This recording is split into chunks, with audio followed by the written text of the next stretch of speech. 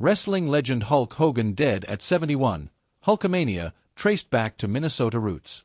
Minneapolis, Minnesota, iconic professional wrestler Hulk Hogan, a global phenomenon synonymous with the Hulkamania era, has passed away at the age of 71 at his home in Clearwater, Florida.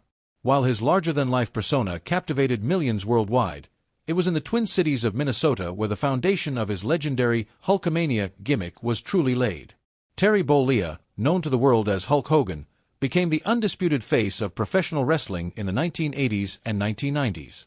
Despite popular belief crediting the World Wrestling Federation, WWF, now WWE, for the genesis of Hulkamania, Hogan himself often stated that the transformative period for his persona began during his time with Vern Gagney's American Wrestling Association, AWA, in Minnesota in the early 1980s.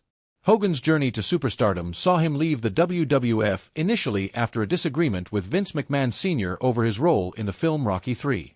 This led him to the AWA, where he transitioned from a heel, villain character to a beloved face, hero. It was during this period that Hogan not only coined the term Hulkamania, but also adopted his iconic red and yellow color scheme. "I started printing these t-shirts at the local mall," Hogan recalled in 2019, explaining how he began selling Hulkamania merchandise out of his car, often making more money from sales than from wrestling itself. This grassroots approach to building his brand, inspired in part by Macho Man Randy Savage's father, Angelo Poffo, solidified the character that would soon dominate the wrestling world. Hogan's return to the WWF in 1983, under the leadership of Vince McMahon Jr., marked the beginning of his meteoric rise to household name status. After defeating the Iron Sheik in January 1984, a date often cited as the official birthdate of Hulkamania in the WWF, Hogan held the WWF Championship for over 4 years, one of the longest reigns in the company's history. His immense popularity transcended wrestling, opening doors to opportunities in Hollywood and beyond. Later in his career, Hogan would return to Minnesota with World Championship Wrestling, WCW, taking part in the inaugural episode of WCW Nitro filmed at the Mall of America. He also opened Postamania, a Hulk Hogan-themed restaurant, at the same location.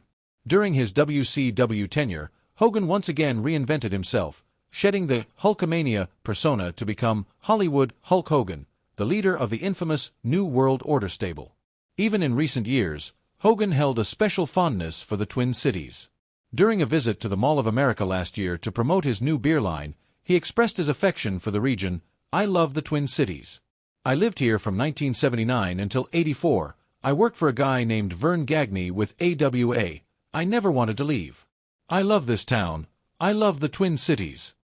Hulk Hogan's legacy is deeply intertwined with his Minnesota origins, a testament to the formative years that shaped one of professional wrestling's most enduring figures.